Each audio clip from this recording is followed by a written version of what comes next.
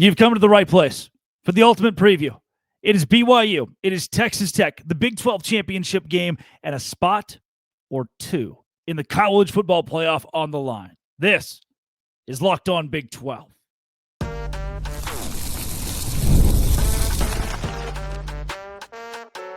You are Locked On Big 12, your daily podcast on the Big 12 Conference. Part of the Locked On Podcast Network, your team every day. Happy Wednesday, everybody. Welcome into Locked On Big 12. I'm Drake Toll from America's #1 Big 12 podcast, Locked On Big 12. Thank you for making this show your first listen every single day. And if you don't, it's probably because Locked On Cougars or Locked On Texas Tech are your first listen every single day. And there they are, Jake Hatch and Chris Level joining the show. We will start with every reason that BYU will win. Even Level has a couple keys to the game for the Cougars. But then why not spend 8 minutes talking about Texas Tech, the most dominant team in the Big 12, and their keys to victory? I don't know about keys to victory, just the things they have to keep doing, the things that they'll continue to do to win this game. And finally, this is the biggest Big 12 championship game since Texas and OU played 5, 6, 7 seasons ago. And last year's Iowa State, Arizona State half-full, quarter-full stadium is a thing of the past. The Big 12 will get premier viewership, premier publicity from these two teams. If you hit subscribe, we get to keep our jobs. Let's open it up first and foremost. Hatch, I've talked a lot about it on the show. We've hinted on it in the squad, a ton of conversation. A brief synopsis over what you've heard about Kalani Sitake staying at BYU and your reaction to that situation.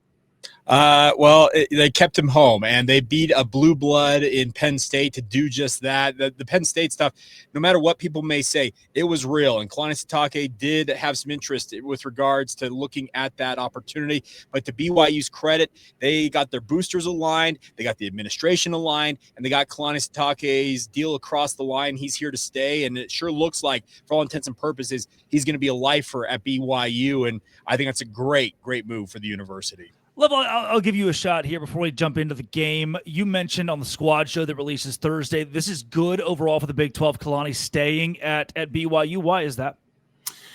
Well, I think the coaches are X's and O's guys, or they're recruiters, or they're motivational guys. I mean, and then the good ones are all the above. But it's really about fit when you find a really good coach.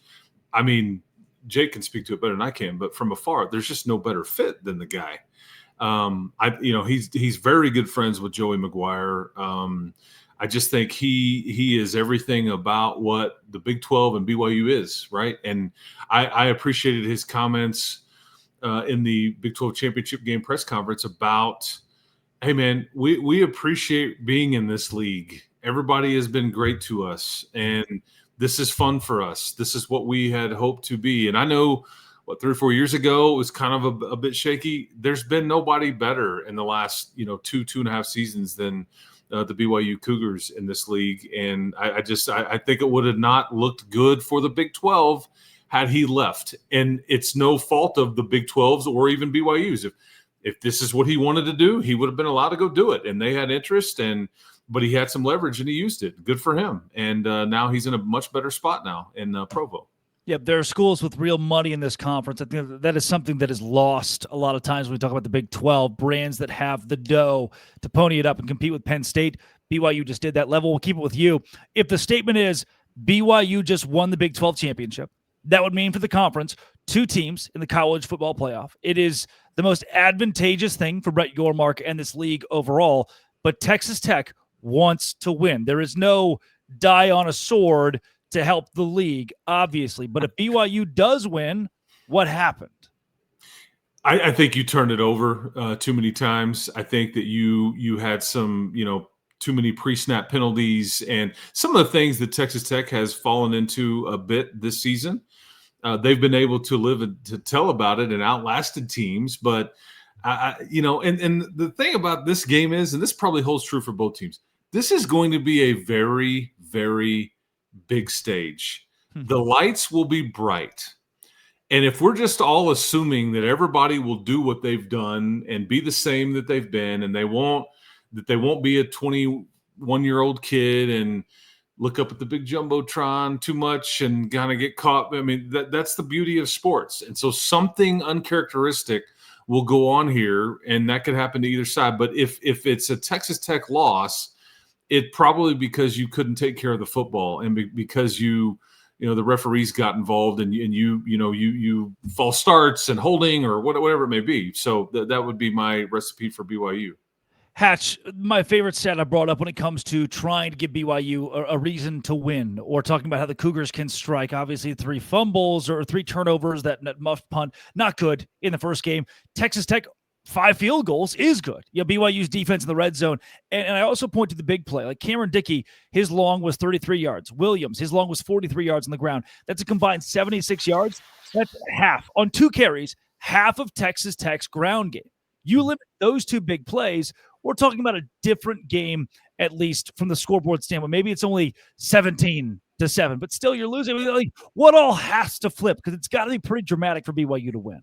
Well, let's put it this way. That day in Lubbock, and I think I think, Chris, and you would agree with this, Drake, one phase of the 3 phases of football showed up for BYU in that game, and that was their defense. The offense and special teams absolutely crippled BYU's chances in that game. And I think that if those 2 phases, even if they show up a little bit, we'll have a far more competitive game. I'm not saying that BYU is going to win, but the thing is, they have to have the offense at least generate something more than what they did in simply garbage time. They crossed the 50 for the first time in the third quarter. You've got to find a way to generate offense. And I think the BYU, they babied Behren Bachmeier in that game against Lubbock. A lot of max protect that really did not give them a fighting chance. LJ Martin was nowhere near 100%. Now he's not 100% yet. That shoulder is still messed up, but he is far more effective right now going into this game. And oh, by the way, some kid by the name of Sione Moa may rejoin the lineup for the first time since the ECU game before they entered Big 12 play. So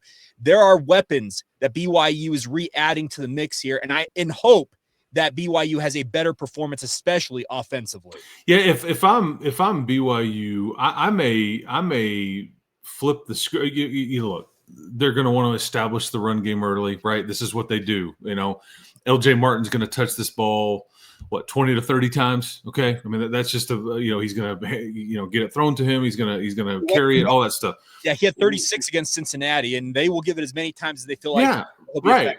And that's Texas Tech's strength. They're one of the best teams in the country at stopping the run. What if they just drop back and start throwing it down the field early and say, screw it. Like we're going to take some chances. And I think Texas Tech is expecting Behren Bachmeier to kind of turn it loose and all that. And now what does that equal? I don't know. But I think that you kind of could see some script flipped here a bit from your attack. I can tell you that Texas Tech will also try to throw the ball down the field too. They felt like there was way too much left out there trying to throw the ball that they didn't. That BYU plays a lot of man coverage. Texas Tech felt like they didn't take advantage of most of those opportunities. 2 of 7 in the red zone as far as scoring touchdowns, the 5 field goals, and then 1 red zone opportunity. You come up with nothing. Yeah, because of 2 drops. I mean, passes right in Coy Aiken and Terrence Carter's hands. It just dropped it, and you end up with 0 points, which I wondered at the time. Was like, ooh, that might sting, but it didn't. Well, and Chris, to your point, I think you look at that ASU game, and yes, I've had a lot of Texas Tech fans say that, well, Behren Morton didn't play in the game. He doesn't play defense. So here's the deal. If you watch what ASU did, they essentially told the ASU offense, you've essentially got 2 seconds to get that ball out of Levitt's hands, and that's exactly what they did, and it was effective. I think that they'll go into this game, speaking of BYU, put 4 and 5 wides out there and tell Bear, you maybe have 2.5 seconds, or David Bailey or Mello Height is going to be eating your lunch, but you got to get that ball out of your hands. You got to make your reads and get that ball flying out of your hands, because I'm right. I feel like that's the right way to approach this game. You got to, as you mentioned, flip the script here and try something completely different. This is great chatter, but Texas Tech did win by 22 points. So let's make the case, and you don't really have to, for Tech to win this game. Up next, Locked On Big 12, Locked On Cougars, Locked On Texas Tech. Today's show is brought to you by FanDuel. You can go to FanDuel right now. Download the FanDuel app, the most convenient way to get in on the action in all of sports. And look, I think the 13.5, 14-point spread between BYU and Texas Tech is too many, in my opinion. I think the ball bounces a couple ways back to BYU on a neutral site. And yeah, Texas Tech may win by 3, 7, 10, no doubt, but they cover. BYU covers 14, 13.5, 13 at FanDuel. Every weekend moves fast. With FanDuel, you can place bets as the action unfolds. Live spreads, money lines that adjust instantly. If you want to have you, yourself, I, me, any of us in the middle of the action, all you have to do is go to FanDuel.com and place live bets on college football, the NFL, or pregame bets on BYU and Texas Tech. At FanDuel, the game moves fast, and so can you with FanDuel. Chris Level of Locked On Texas Tech, Jake Hatch of Locked On Cougars. Hatch, I gave this one to Level first in talking about BYU. I'll pitch it to you for Texas Tech. 29-7, 22-point win. Do you change anything, or is this what are? It just feels weird to say what are the keys to victory for Texas Tech when they showed they're the dominant team. Well, essentially just do exactly what you did and shut down BYU's offense. Hope the special teams has a bad day for BYU and win the game. Now, turnover margin always plays a pivotal role in this game. And if Tech takes care of the football and turns BYU over a few times, yeah, that's a recipe for disaster, and that should lend itself to Texas Tech winning this game. I'm under no illusions from this BYU side of things that Texas Tech is not maybe the best team top to bottom that I've seen in quite some time in the Big 12 Conference since BYU joined the league, at least in general. And they are really a formidable unit, and trying to take them down is going to be a struggle for BYU. But I think just Tech have the mindset you're going to do the exact same thing you did in Lubbock and go out there and play ball. Level, I mentioned this with Coach Gary Patterson last week when Alabama and Auburn played. Bama's a much better team, but there was this weird mystique around the game that maybe Auburn wins. And a lot of folks felt like Auburn could catch up to Bama and make the rivalry game interesting. Level, it doesn't feel like, to me, the aura around this matchup is that, Texas Tech might slip to BYU. It still feels as though there is one team in clear control of this conference. I think that a lot of people assume that Texas Tech, like to what you were just saying about the FanDuel stuff, I mean, they may win, they may not cover, it may be closer than it was before. To Jake's point, I mean, this is easily the best team that I think Texas Tech saw all season. Utah was very good at the time. Then the dam broke. And then based on what I saw from Utah late in the season with their inability to stop the run. But I think that the red zone issues that Texas Tech had, which this is all they're talking about here in Lubbock, is how bad we were in the red zone. How do we get that fixed? Let's come up with this. We've got to execute that. And this is unacceptable. And if we're going to go further and we want to do these things that, past the Big 12, you've got to get this fixed. But BYU had a lot to do with that. BYU's linebackers, Jack Kelly and Glasker and those guys are real dudes, man. And they made life very difficult for Texas Tech when the space was condensed. So I think if you're holding Texas Tech to field goals, this thing could get interesting again, because that game was Texas Tech was largely in control in Lubbock for the better part of the game, but they never were able to totally separate and run off. And they were trying to do that when Joey decided to kind of go for the throat at the end of the half. We're going to go for the touchdown. We're going to try to make them change their game plan. This is what he told me coming off the field in our sideline interview. Like, hey, coach, it's an awkward question for me. Like, you wish you'd have kicked it there. He's like, no, we wanted to try to go for the touchdown because we wanted to see if they would have to change their game plan, and we get it. You end up with nothing, and you let BYU hang in there simply because you couldn't convert in the red zone. So, to me, it in theory, we were talking about, would you flip the script and let Bachmeier kind of spread it out? And I don't know if that's what he is. I think you have to do that in spurts. I don't know if there's if you could do this and do it continuously. At some point, they will want to run the ball. This is what they do. This is what they're good at. It's just not a good matchup for BYU as far as that aspect of this game goes. If Texas Tech does what they have done all year, there's no guarantee that they will. But that part of it and kind of how this freshman quarterback plays is fascinating to me, because he could be the biggest star coming out of the game, on Saturday about 3:00. I mean, there's just no doubt. And everybody will probably pick BYU to win the whole thing next year if he has a really monster game and he's the reason why they won it.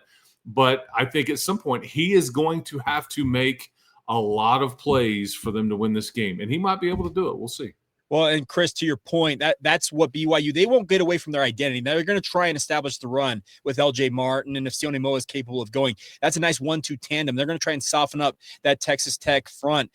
They had some success early on in that game in Lubbock running the football. They got to sustain that, and I think with a healthier LJ Martin and, like I said, Moa maybe potentially being available. But you're right.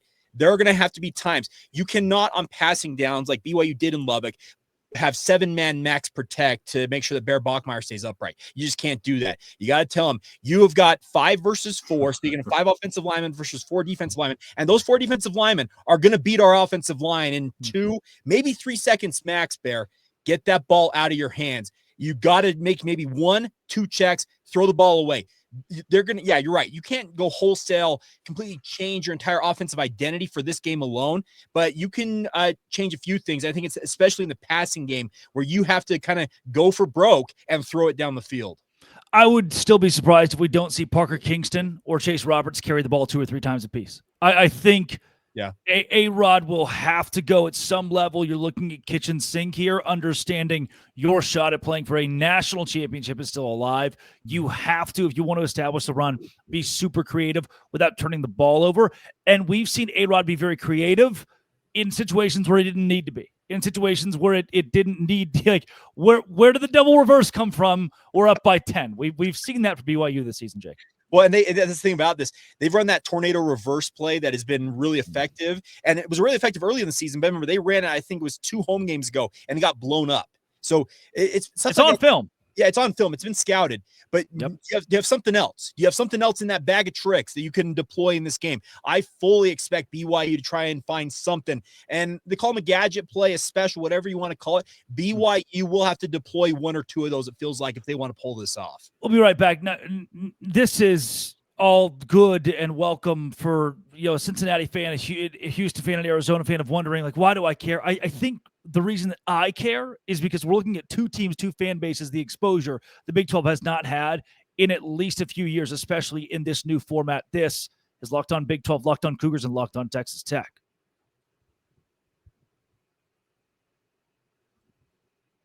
Right back to you, Jake Hatch of Locked On Cougars, Chris Level of Locked On Texas Tech. Level, you've covered this conference for a long time. Texas and OU played a few years ago in the Big 12 championship game. You got Red River all over again, but it wasn't for a spot in the national championship like it is here. It wasn't a spot for the college football playoff like it is here. Both of these teams this time next week can understand they're playing for glory at the top of this sport. Is this the biggest championship game we've seen in the Big 12 in a long time? Yeah, and it's kind of a perfect storm in some ways because this reminds me of the NFL version of what the NFL got with the Cowboys and the Chiefs on Thanksgiving Day, in that you have brands, you have interest, you have celebrity, you have good teams that are trying to fight in the playoffs in that instance. But in this case, there's going to be people that are tuning into this game nationally because they're rooting either for BYU or for Texas Tech for how it affects their team. So there's very much of a national relevant component here on who wins, by how much, all that kind of stuff. But there's just no way anybody can deny that these were the 2 best teams in the league. I mean, it's a combined, 22-2. And so and we know BYU's a national brand. I think people have been following Texas Tech and kind of this ascent and are intrigued by how good this team could be. Texas Tech, this is shocking that I'm going to say this, but Texas Tech has a legit chance to compete for a national championship. I don't know if they're good enough to win it. I really don't. I don't know if they're good enough to win a game in the playoff. But if you look at what they've done and you look at what these other teams that are supposedly in the field, they belong in those conversations. And so I don't know where it goes from here, but I think it's and it's frustrating that BYU is not already in. That sickens me. It's not right. But this is apparently what the committee is saying. Chris, there's obviously the sickos of college football out there. There's this parlay out there that say, like, okay, so Duke's playing for an ACC title. They're 7-5, guys. If they win that game and win the ACC, they're likely not getting into the playoff. James Madison and Tulane or North Texas, whoever wins the American, you have two G5 or G6 teams getting into the playoff field. And if BYU wins, that would thereby put two Big 12 teams in. Drake, we're going to watch the SEC and the ACC melt down with the so-called lesser bands in the field if this goes down. There's a parlay out there of this that I'm sure you get pretty good odds on from our friends at FanDuel. Yeah. Keep an eye on that, because you talk about the sickos behavior. That's what you're rooting for, and that's why some people maybe tune in to watch BYU play this game. Yeah, I'm sure Kalshi has something on it. You know a thing or two about Kalshi over there. Hey, I learned about Kalshi over this past weekend. I had no idea what it was. I learned very quickly what it's all about. So that's where, I think level, as somebody myself who's covered the Big 12 for going on 8 years now, and that's not near as long as you have, but in those 8 years, you've seen the college football playoff develop into what it is, and the Big 12 conference try to compete for a national championship, and no one's won a game outside of TCU, which still feels kind of random. There's that one-off. The year prior, they were bad enough to fire the coach. The year after, they missed a bowl game. And so your one win in the playoff all time it feels like fluke's not the right word, because they deserve to beat Michigan, but it's different. It wasn't OU. It wasn't a powerful Oklahoma State or a Kansas State that develops. But now for you, Hatch, we're talking about a year where you brought in a quarterback from Stanford who's a true freshman. Like McKay Hillstead's, you're going to be your starter because the other quarterback had premarital relations with a woman that turns out possibly consensual. You lose your senior quarterback. You go to the freshman who misses spring ball. It's going to be McKay Hillstead. It's not McKay Hillstead anymore. By the way, in the middle of all this, Rob Wright shows up, right? You're already going through controversies in basketball of now we're a basketball school. We're focusing on AJ DeBonsa and how that the 2025 for BYU, AD change, has been storyline after storyline. Then your head coach leaves in the middle of the week before the Big 12 title game and comes back to BYU. All of that, I think, culminates into what might be the biggest BYU singular sporting event in school history. If it's probably the biggest game at least since 1984 in a Holiday Bowl that ultimately clinched BYU their only national title in football. It is 41 years in the making here, and it's not lost on me, Drake, that this is a moment that BYU needs to seize if at all possible, because they have had aspirations quite literally decades since they hoisted that national championship in 1984 of being on this stage. That means having a legit possibility to play for a national title. I'm with Chris. If BYU does find a way to make it into the playoff field, I'm under no illusions that I would consider them to be maybe a national title contender. I'm not even sure they'll even get out of the first round, but they simply want to be able to knock on that door, kick it down, whatever term you want to use, and play for the darn thing. And that's what they're chasing right now. Yeah, I mean, this is the biggest game for BYU, though, in a month, really. Oh, absolutely. No doubt. Because that was the first – was that not the first game against the top 10 team opponent ever? It's top 10 versus top 10. So BYU. Top 10 matchup. That's what I meant to say. Exactly. They never played a top 10 versus top 10 matchup. That was history in Lubbock, obviously. And Chase Roberts said after the game, we're going to be back in this place again. And Chase spoke after the Kalani Sitake presser. And I asked him the question. I'm like, hey, some people thought you were maybe being a little over the top with saying that we're going to be back in this. And he's like, no, we manifested it. We knew we were going to be back in this game. And I think I respect him speaking out as vociferously as he did on that point. And he manifested it. They're here back on this stage, and they've got to do everything. I mean, everything within their power to win this game, because I'm with Chris. I don't get why the playoff committee hates BYU, because that's exactly what it appears it is, but they've got to knock down this door to get in the field. Yeah, I think BYU has also proven if you want a brand, if the problem is viewership, if it is support, BYU has that. Like I feel much more confident. Actually, it sounds super, super weird, but I have more confidence in BYU fans traveling to Phoenix than I do A&M fans. And A&M will travel. It's not me trying to dock A&M here, but I've seen what BYU fans can do. They just overthrew Penn State. Like I wouldn't start doubting what you will get from an exposure standpoint by allowing BYU to be in this spot. You know, I'll rephrase that actually. I think A&M fans would show up. Alabama fans would not show up in Phoenix like BYU fans would. I've been to games in Tuscaloosa. They're not like that. Yeah. Well, I'll tell you this much, Drake. The valley down there in Arizona, there's a huge huge contingent of BYU fans, members of the Oh, yeah. Christ Latter-day Saints. They have certain restaurants that only exist in Utah. The only restaurant of those that exist outside of Utah happen to be in the valley down there in Arizona, like Mesa and that surrounding area. So they would have a huge influx. And the same goes if you say, hey, BYU's playing in D.C. Like, well, we've got 40,000 alum in D.C. You know, there's just something about it. The entire East Coast wing of the Mormon church will show up. It's nuts to me. And Level, we'll end the show with you briefly here. Texas Tech loses. The Big 12 gets 2 in. Again, Brett Yormark has an obvious rooting interest here for the conference to get 2 teams in the playoff. It's going to be millions more dollars for the league. If Tech loses, does it dilute at all what the Red Raiders could do in the college football playoff? Because they will obviously be in despite a loss.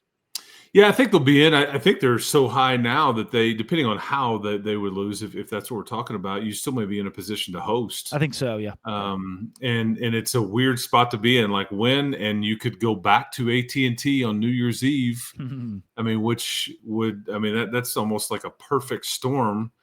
I've talked to somebody at the Cotton Bowl offices, and I think that there's some regionality, and they want the CFP to be this, that they have definitely got their eyes on Texas Tech. But I don't know if it would do. I mean, you would have to go play an extra game.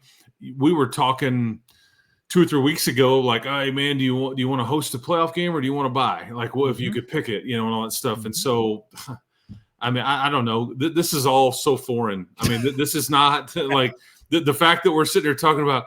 I mean, you know, so you would have to host a playoff game. I mean, like, how would you feel about? I mean, like, you kidding me? I mean, this is uncharted territory, man. For all the above, for BYU too. BYU's never been in a conference championship game, right? No, they've played in 2. Okay, 2. Okay. 1996 and 1998 when the old WAC was 16 teams. See, okay, got it. Okay, so Power 4 league though. This is different.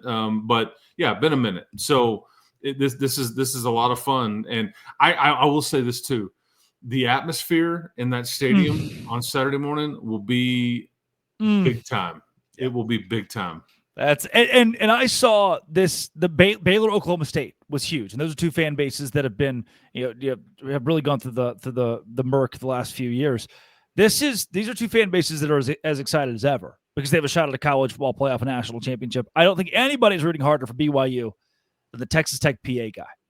I guess for one more game in Lubbock, baby, one more playoff game with the PA guy gets. I've been there. You know who the PA guy is, right? No, who's the PA guy? Casey Cowan, my co-host. No kidding. That's who it is. Not. Yeah, I swear. No way. Yes. Man. Yeah, he is just finished his 2nd season as the Texas Tech PA announcer. So yeah, wow. 1000% breaking news. Oh my God! And another Red Raider first down. That's my man. Cowan. Well, on your behalf, Casey Cowan, I guess we'll all root for BYU if that's what he wants. Huh? That's unbelievable. Yeah. Chris Level at Chris Level on Twitter, and Jake Hatch at Jacob C. Hatch. They are Locked On Cougars, Locked On Texas Tech, Locked On Big 12. Thank you for making our shows your first listen every single day. This has been, and always will be, a crossover Locked On Texas Tech, Cougars, and Dose Grande.